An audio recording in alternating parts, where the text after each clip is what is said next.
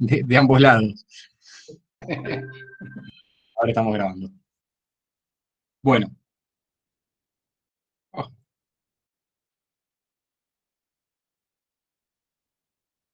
Bien.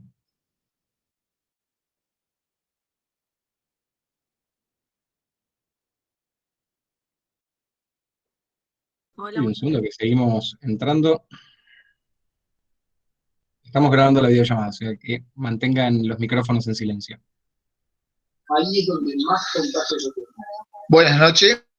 Buenas noches, pero mantengan el micrófono en silencio porque estamos grabando.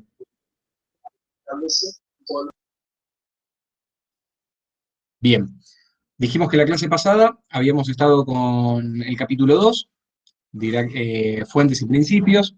Habíamos hablado de las fuentes clásicas, la Constitución, el contrato de trabajo, la jurisprudencia y demás. Lo que nos quedaba por terminar era, digamos, el orden jerárquico o de prelación y de las fuentes respecto al derecho del trabajo. Decimos que la fuente jerárquica, como siempre, es la Constitución. Hablamos de que en el texto van a encontrar la Constitución y los tratados internacionales por considerarse de igual jerarquía.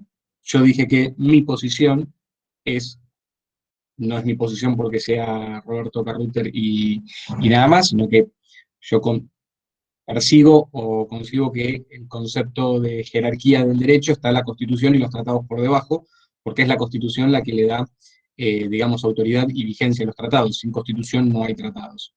En consecuencia, para mí esa discusión de si están en igual, si están en superioridad es ridícula, es simplemente Constitución, tratados internacionales con jerarquía constitucional, después viene el resto del marco normativo.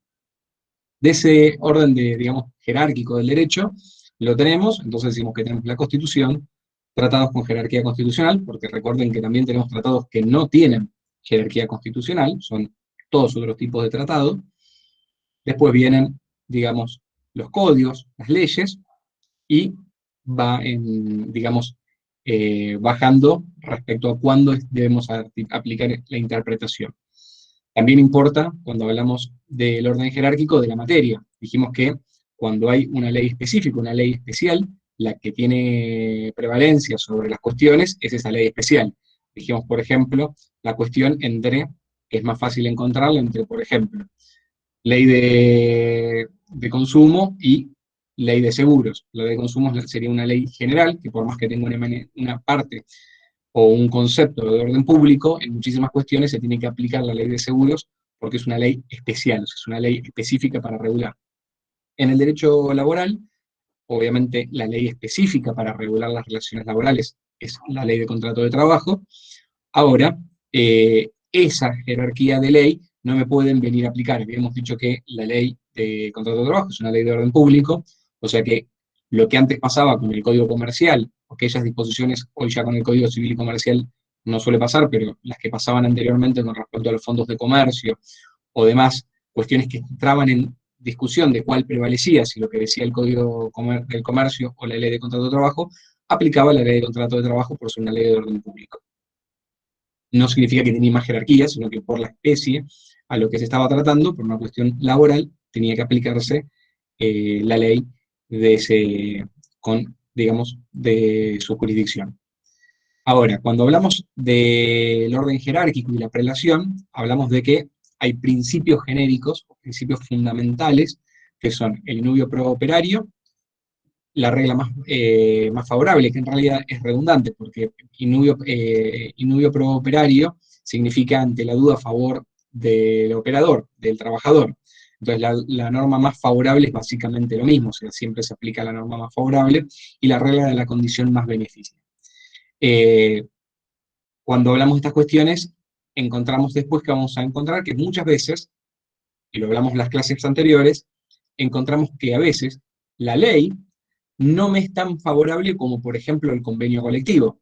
En consecuencia, aplicando este principio jerárquico de inubio pro operario, la regla más favorable para el trabajador y la de la condición más beneficiosa, la que va a derogar, o sea, el convenio colectivo va a derogar la ley.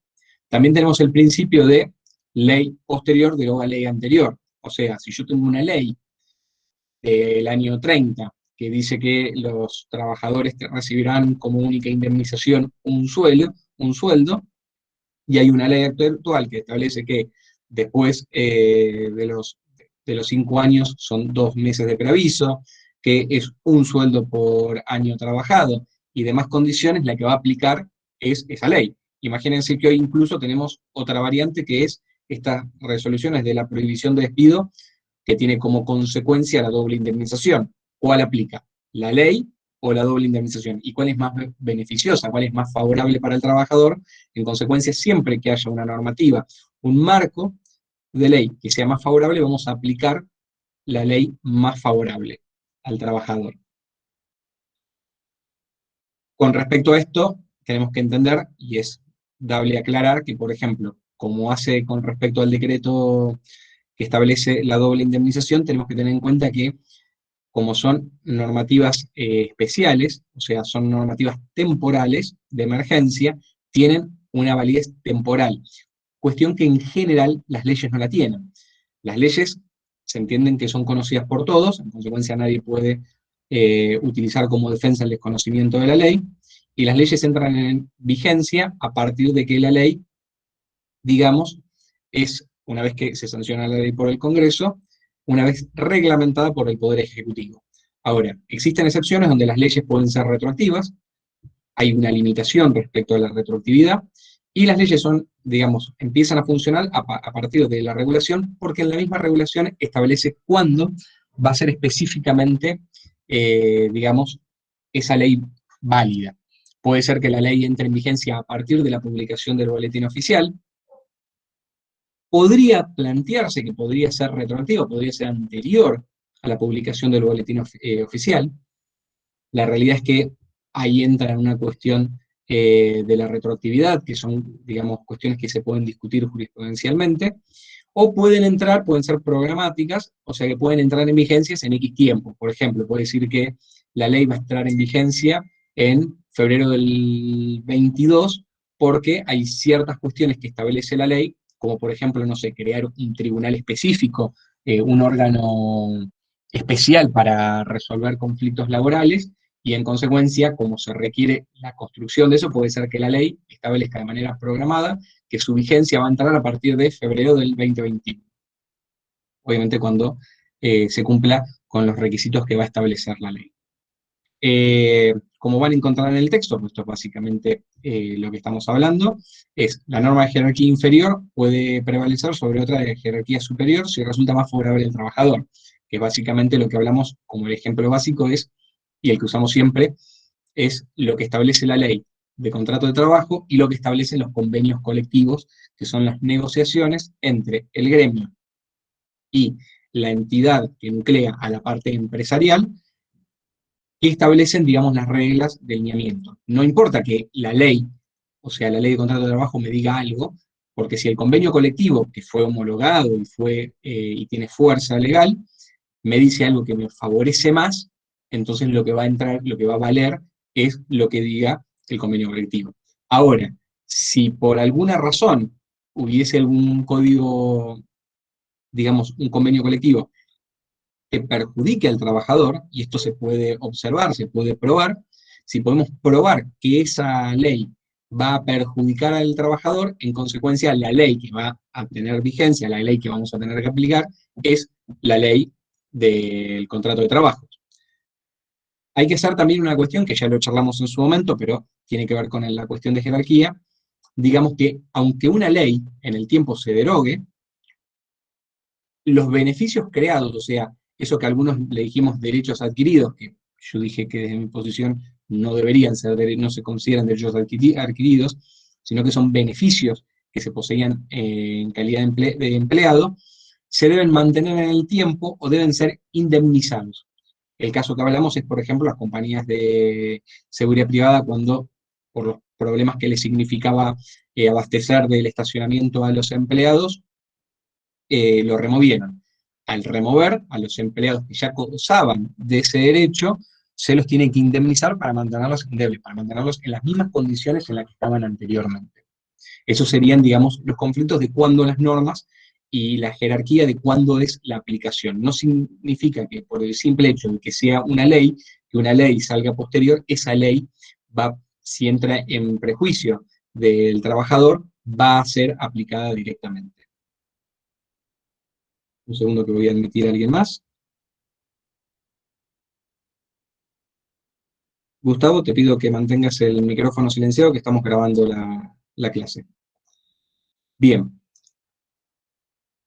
No me voy a expresar mucho más porque es bastante, digamos, reducido la parte del texto. Después van a encontrar el ámbito geográfico de aplicación, que es lo que conocemos como jurisdicción, o sea, ¿dónde es aplicable la ley de contrato de trabajo? Yo puedo irme a trabajar a Uruguay y decir, mira, yo estoy trabajando y acá en Uruguay la indemnización es solamente un mes de trabajo, pero en Argentina es uno por cada año. Yo quiero que me apliquen la ley de contrato de trabajo argentina, y el Tribunal Uruguay lo que me va a decir es, mira, acá en Uruguay la jurisdicción es Uruguay y por consecuencia lo que aplica y lo que vale es la ley uruguaya. No importa que sea mejor o peor, se aplica por una cuestión de jurisdicción. En consecuencia, en todo el territorio argentino va a aplicar la ley de contrato de trabajo nacional, la ley argentina. Eso también se extiende a cuestiones, por ejemplo, de relaciones laborales, obviamente, por ejemplo, en embajadas, donde son consideradas territorio argentino, o, por ejemplo, en las aeronaves, y acá no me quiero meter demasiado porque aeronaves y embarcaciones tienen su propia reglamentación. Pero podemos decir que, a grandes rasgos, tanto una embarcación como una aeronave que tiene bandera nacional debería ser aplicable el derecho argentino. Pero digo que por su bandera se aplican las leyes argentinas, lo que no podemos decir es que solamente el derecho laboral se aplica por la bandera de la nave o del buque, porque tienen reglamentaciones especiales y ordenamientos jurídicos muy específicos, en consecuencia no es el mejor caso para hablarle. El mejor caso sería una embajada, una cancillería, donde una persona trabaja y podría aplicar el derecho argentino estando fuera del país. Ahora, las partes pueden aceptar o negociar una jurisdicción. Hay un permiso, o sea, está la capacidad de las personas de poder, digamos, negociar una jurisdicción, pero en el derecho laboral esa jurisdicción va a ser válida si solamente es en beneficio del trabajador. O sea, pongamos que viene una empresa suiza y el derecho suizo es asimilable al derecho argentino e incluso es mejor. Por ejemplo, la indemnización no es un mes por cada año trabajado, sino son 2 meses por año trabajado. En consecuencia, podría aplicar esa ley, y si la empresa a mí me ofreció esa ventaja, sería una cuestión discutible, porque lo que estoy haciendo es algo que entra en beneficio del trabajador.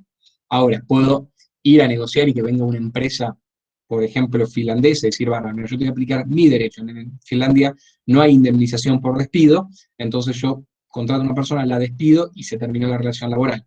En ese caso sería el opuesto, es en prejuicio del trabajador y en consecuencia esa ley no va a poder aplicar porque estando en territorio argentino la ley vigente va a ser, digamos, la ley aplicable va a ser la ley argentina. No es mucho más, esto es jurisdicción, lo van a encontrar como ámbito geográfico, es una forma de decirlo, en realidad es la jurisdicción, donde aplica la jurisdicción legal de ley de aplicación.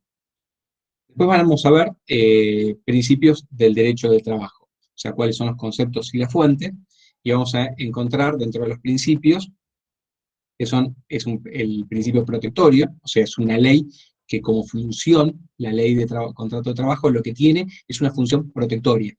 No es una ley regulatoria, como podría ser el Código Civil y Comercial. El Código Civil no protege a las partes, sino que regula las relaciones entre las partes.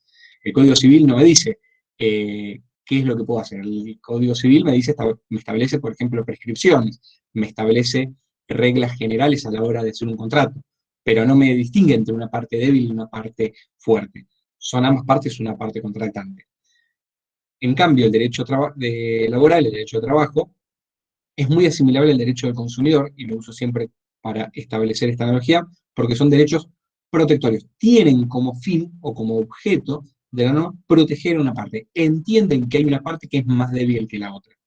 Entienden que en el caso del empleador, cuando uno va a buscar trabajo, no negocia con su empleador las condiciones de trabajo. El empleador ofrece un trabajo e impone condiciones. Esas condiciones uno las puede aceptar o no, pero si no las acepta prácticamente no va a firmar contrato. Ahora, es protectorio, ¿por qué? Porque tiene como fin que si ese contrato de trabajo se transforma en un abuso, o sea, esa persona hace abuso de su poder y el contrato de trabajo entra en desmedro absoluto del trabajador, las normas que van a tener que ser aplicables son las leyes del contrato de trabajo, los convenios colectivos, las leyes especiales y todo el órgano protectorio. Por eso es una ley de protección. El segundo principio es el innubio pro operario, que esto es, ya lo dijimos y vamos a seguir repitiendo, es el equivalente a innubio pro reo, que es ante la duda a favor del reo, esto es en cambio ante la duda a favor del operario. ¿Qué significa esto? Básicamente, es decir, si yo tengo una zona gris, porque no tengo cómo probarlo, pero no puedo probar si se hizo o si no se hizo, como existe una duda, voy a ir a favor. ¿Cómo se trasluce esto en una cuestión, en una relación jurídica, en un juicio? Por ejemplo, yo digo que soy empleador y digo, yo le pagué a Juan, yo le di la plata en la mano. No tengo el comprobante, pero bueno, yo le daba todos los meses la plata en la mano. Y Juan la recibía. Y Juan dice, no, a mí ese mes no me lo pagaste. Ese último mes, me pagaste el mes anterior, pero ese no. Como yo no puedo probar que le di el dinero, porque no utilicé el sistema bancario, porque no emití un cheque, porque no utilicé las formas legales que tenía que hacer, y esto puede llevar a la duda, porque Juan puede reconocerme que antiguamente me aceptaba el dinero en mano, y incluso hasta me puede reconocer pago, pero ese no, eso sería una duda, y ante esa duda tengo que fallar a favor del trabajador. Otra duda es cuando existen muchas veces en cuestiones donde es muy difícil probar la relación laboral específica con respecto a una persona en particular. Por ejemplo, una persona que está obviamente no registrado, o sea, en trabajo informal, en trabajo en negro, no registrado y tiene que probar la condición. Uno no va a poder, si bien, y hago un paréntesis, lo dijimos, hoy tenemos técnicas, o sea, tenemos mucha tecnología, tenemos WhatsApp, tenemos mail, tenemos un montón de cosas que me sirven como forma de probarlo. Vayámonos unos cuantos años atrás, cuando uno por ahí lo que tenía era el teléfono en línea de casa, uno no podía probar ciertas cuestiones, pero lo que podía dar es, por ejemplo, ciertas certezas, como por ejemplo, bueno, conozco la casa, vive en el piso 7, tiene el piso de madera, tiene una ventana, tiene un cactus, tiene en el fondo tal plantas. Doy semejantes, digamos, razones, cuestiones que solamente puede conocer alguien que ha estado en la casa, que hace que, por ejemplo, en la relación laboral de una empleada doméstica puedan llevarse que de la duda se aplique, digamos, un fallo a favor del operario, a favor del trabajador, y se lo considere una relación laboral y se lo ordene, digamos, la registración. Eh, bueno, obviamente la regla más beneficiosa y la aplicación de la norma más favorable, el principio de irrenunciabilidad. Irrenunciabilidad es como lo dijimos anterior, yo puedo firmar un contrato de trabajo que es totalmente negativo a mí. Ahora, las normas generales, las normas que se entienden como normas protectorias, a esas no puedo renunciar. Yo no puedo renunciar al hecho de que si me corto una mano no voy a poder reclamar una indemnización, porque es un derecho. Ahora, esta es una cuestión que no hay que confundirla cuando hablamos de irrenunciabilidad de derechos a cuestiones genéricas. No todas las actividades tienen los mismos derechos. Yo no puedo decir, bueno, yo no voy a tener, yo trabajo en la construcción y renuncio a no tener los derechos laborales de un empleado ferroviario. No, no existiría una renuncia en esa cuestión porque soy un empleado de la construcción, o sea, del gremio de la UOCRA, y no puedo renunciar a algo que no podía tener. Pero el principio de renunciabilidad significa que yo, es como, volvemos al principio general, al más importante, es protectorio. A mí me pueden hacer firmar y ante mi necesidad yo puedo firmar ese contrato porque sé que todo lo que vaya en contra del convenio colectivo, de la actividad que desarrolla o de la ley de contrato de trabajo, no va a ser aplicable. Se va a considerar una cláusula leonina, una cláusula nula, que no va a anular el contrato de trabajo.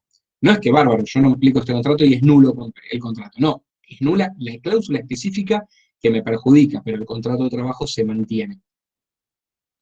El principio de continuidad de la relación laboral. Esto obviamente se entiende que lo que se busca con la Constitución cuando se habla de que el trabajo es una de las, digamos, las condiciones, es uno de los derechos más importantes que se tienen en el Estado, hay un principio de mantener el derecho, o sea, siempre hay, digamos, una cuestión de mantener al trabajo en toda condición, o sea, siempre es inubio pro operario.